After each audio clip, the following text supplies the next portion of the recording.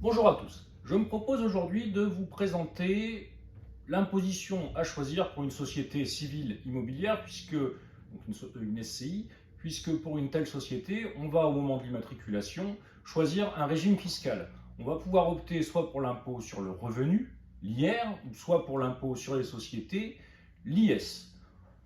En pareille situation, je vais vous présenter les modalités de choix. Donc pour rappel, l'impôt sur le revenu, l'IR, ça va être la fiscalité des particuliers, et puis l'IS, ça va être la fiscalité des sociétés. En ce qui concerne l'impôt sur le revenu, on va pouvoir opter pour le régime microfoncier en deçà de 15 000 euros de revenus locatifs, ce qui va nous permettre d'enregistrer un abattement de 30% sur les revenus. Et au-delà, ce sera nécessairement soumis au réel, donc au barème progressif de l'impôt sur le revenu. Il faut savoir que l'impôt sur le revenu sur les tranches basses, on est à 0%, mais sur les tranches hautes, on va jusqu'à 45% de fiscalité lorsque l'on dépasse 160 000 euros de revenus. Donc on a quand même une fiscalité des particuliers qui est assez lourde. Et pour essayer d'éviter cette fiscalité des particuliers, il y a une technique qui va être le choix de l'impôt sur les sociétés. Alors il faut savoir que quand on immatricule la société, on peut à tout moment, 5 ans, 10 ans, 15 ans après, lorsqu'on est à l'impôt sur le revenu, opter pour l'impôt sur les sociétés. Et depuis la loi de finances 2019, on peut également, lorsqu'on a opté pour l'impôt sur les sociétés, pendant 5 ans, opter finalement pour l'impôt sur le revenu. Mais il y a des conséquences fiscales qui sont assez désavantageuses, donc c'est quand même quelque chose à manipuler avec des pincettes.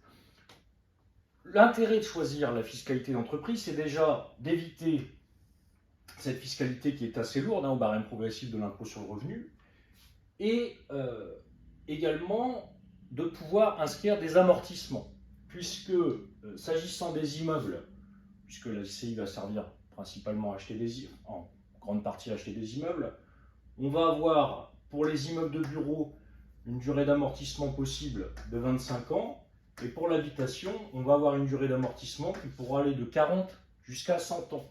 En règle générale, les experts comptables inscrivent un amortissement à 40 ans. Et pour le mobilier, lorsque la SCI est propriétaire de mobilier, on va pouvoir avoir un amortissement sur 5 à 7 ans.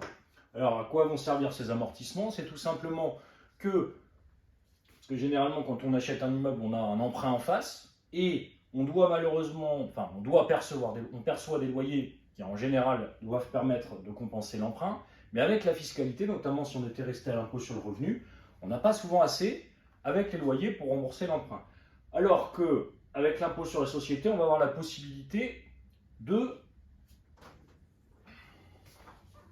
réduire le résultat imposable, puisque lorsqu'on a un amortissement, imaginons qu'on ait un loyer de 500 euros et que l'amortissement, puisque on va amortir sur 25 ans, pendant 25 ans, on va inscrire une charge comptable, une dotation aux amortissements d'un 25e du bien, ou pour de l'habitation d'un 40e du bien.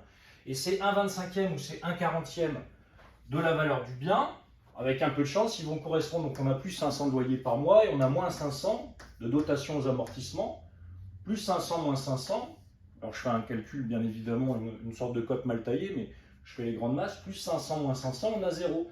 Ce qui fait que l'impôt sur les sociétés, on a une fiscalité qui, on essaie en tout cas, peut avoisiner les zéros, alors qu'ici, quoi qu'il arrive, les plus 500 de loyer, ils sont fiscalisés à l'impôt sur le revenu. Donc vous voyez, l'impôt sur les sociétés permet, autant que faire se peut, d'avoir un résultat comptable qui est à 0, et donc une fiscalité qui est à 0, et surtout d'avoir une capacité d'autofinancement avec la perception des loyers et les dotations aux amortissements qui est bien meilleure qu'à l'impôt sur le revenu, puisqu'à l'impôt sur le revenu, eh bien, on a des tranches, comme vous le voyez, qui sont assez fiscalisées. Sachant que l'impôt sur les sociétés est beaucoup moins fiscalisé, puisqu'ici on est entre 0 pour les tranches basses, mais 45% sur les tranches hautes. L'impôt sur les sociétés, on a actuellement un impôt qui est plus ou moins figé à 25% avec quelques dérogations, mais en gros, c'est l'impôt à retenir. Alors, il n'y a bien évidemment pas que des avantages, puisque sinon, il n'y aurait plus de société civile immobilière à l'impôt sur le revenu, mais il y a aussi des désagréments. C'est que quand on est à l'impôt sur le revenu, eh bien, tous les loyers, on les encaisse et on paie la fiscalité directement. Il y a le particulier qui loue son immeuble, il récupère ses loyers, et puis il paie sa fiscalité dans les proportions que je vous ai expliquées. Alors que dans une société civile immobilière à l'impôt sur les sociétés, la société, donc il ne faut pas confondre l'argent du particulier et l'argent de la société. La société va d'abord sur le résultat comptable, donc elle va percevoir ses loyers et elle va déduire ses charges, notamment les dotations aux amortissements. Et ensuite, il y aura le calcul d'un résultat comptable. Imaginons qu'il reste 100 à la fin de l'année.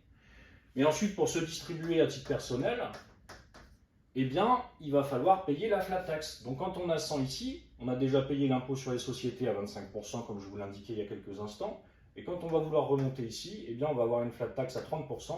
Donc quand on avait 100 ici, il va rester 70 ici. Donc vous voyez, il n'y a pas que des avantages à choisir l'impôt sur les sociétés. Et il y a un autre désagrément, c'est au moment de la vente de l'immeuble. Étant donné que sur l'impôt sur le revenu, eh bien, on paiera la fiscalité de la plus-value, mais sur la fiscalité des particuliers qui est moins élevée que la fiscalité d'entreprise. Ça, c'est le premier point.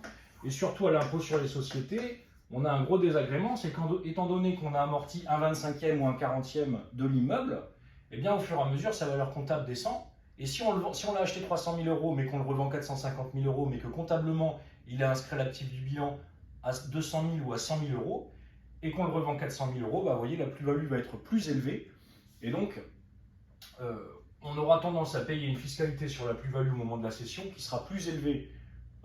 C'est certain, elle sera plus élevée sur une SCI à l'IS que sur une SCI à l'IR. Mais j'ai quand même tendance à dire qu'il vaut mieux payer la fiscalité quand on a commencé ou fini de rembourser le bien immobilier, la fiscalité sur la plus-value. D'ailleurs, au moment où on est le plus riche, puisqu'on est plus riche quand on a fini de rembourser l'emprunt, que pendant le moment où on exploite. Par exemple, pour un exploitant qui a acheté ses locaux professionnels avec une SCI à l'IR, eh bien, il doit supporter la fiscalité des particuliers. Voilà pour aujourd'hui. On aurait pu présenter d'autres avantages, puisqu'il y a bien évidemment tout un tas de réminiscences différentes sur des points comme celui-ci. J'espère que cette vidéo vous aura plu. Bien évidemment, il y en aura d'autres et je vous dis à très bientôt.